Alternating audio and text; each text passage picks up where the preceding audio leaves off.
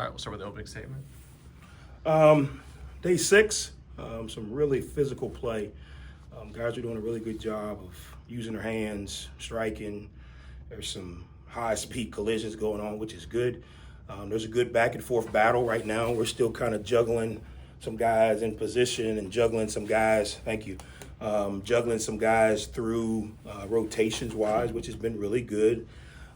Sometimes guys get comfortable with a certain guy beside them and kind of mixing that up. We've moved some guys, different positions. Some of the mics are playing will. Some of the boundary safeties are playing the field.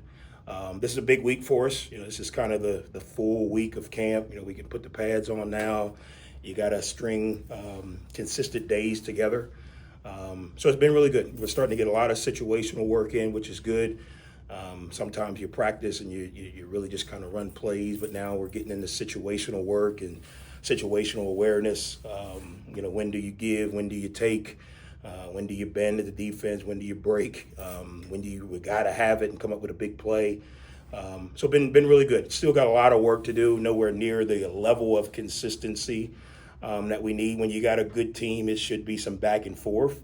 But there should be some consistency in the controllables, alignment, eyes, those type of things. So we still got some work to do. Nowhere near if we could use another 30 days if you guys can petition the NCAA. But off to a good start. When you were at the other place, you obviously had a first, signing class, a first spring, a first summer. You can kind of speak to that learning process for you, things that you could put in your pocket and take away from that's made this process a little easier for you. Yeah, I think it's different every year because of the transfer portal. If you get a good group of guys in who, for wherever they come from, have a good foundation of basic football, you typically are a little farther ahead, when you're installing. Not necessarily, we're on install 12, but just the understanding of the installs, which leads to a little bit more consistency. If you get players who maybe played in a completely different scheme and their techniques are different, it takes a little while. You got to give them a chance to kind of rep the right techniques and fundamentals. So each year is a little bit different. At the other place, we probably got a good group of guys that had been similar systems. This year, we're a little bit of a mix. And we're asking them to do a little bit more. We're trying to, without tipping the hat, we're trying to expand on some things, right? When you're good at something, people do off-season studies, and so we're kind of preparing for that. So we're a little bit versatile, which creates a little bit of a challenge mentally for the guys, which is good. We'll obviously decide once we get closer to the season what's best for us and what we need to continue to rep. But probably it depends on who you get and where they come from, not necessarily the school, but what foundation do they come from. If they're a guy that played a lot of reps, they have a little bit better foundation. If they're a guy that was at another school and didn't play a ton of reps, their foundation is a little bit shaky, and you got to build that. So I've been pleased with where we are. I think we've got a lot of variety, meaning some guys that have played similar schemes, some guys that have not, which is allowing us to still continue to move forward because there is progress.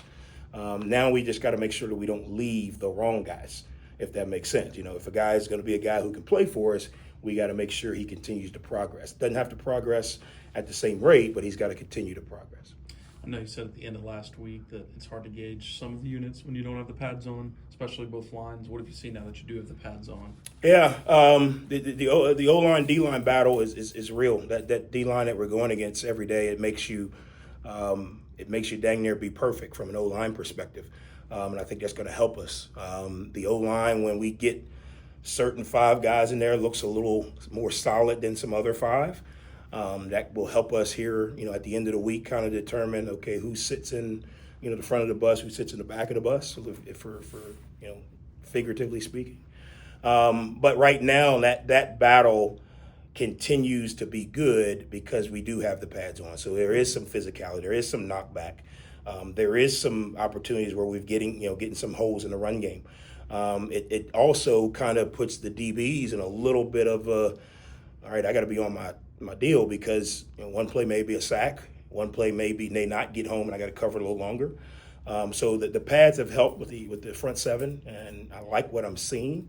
Not that I'm pleased with what I'm seeing. I like the back and forth as the head coach is kind of like, hey, we got a sack.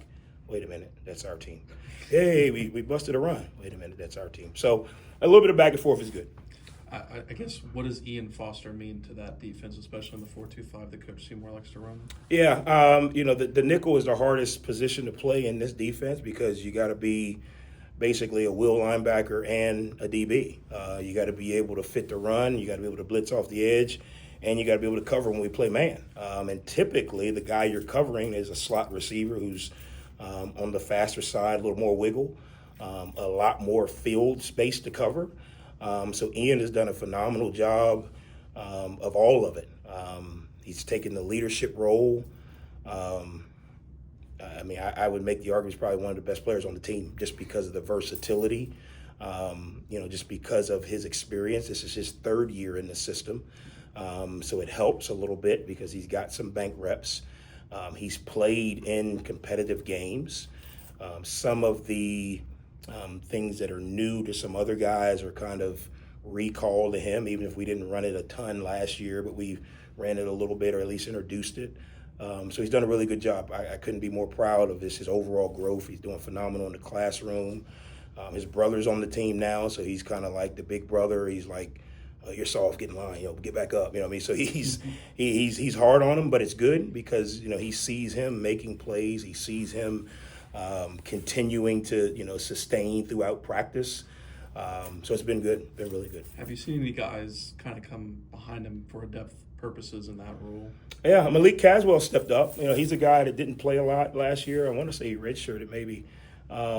But he's a guy that stepped up the first couple of days. He was, kind of in la-la land, just with all the adjustments. But the last few days, he's been really, really good. We've put him in a few times, with the ones just to see how he would respond. He's responded well. Obviously, we got to continue to find that balance. He's a little different body than Ian, as far as size, has good cover skills. Understanding now, the different coverage lanes, the different coverage responsibilities. There's a lot of mechanics that we play in the back end, as far as who's passing who, what zone do you have, trying to make it all look the same but be variable. And he's done a good job. I'm not sitting here saying he's, NFL ready, but from day 1 to day 6, he's improved. He really has. Which y'all ran at the other place last year, kind of a run-centric air raid under Coach Dodge, going to Blake's, a run-centric veer and shoot maybe. Kind of talk about, making that move and some things you like about that offense. It looks like he's got some wrinkles in there that can help Braylon, make Braylon right on some throws. Yeah, I think it's really going to come down to who we become, and that's just kind of what happened last year. We became a more run-first operation just because of, where our talent was and consistency was.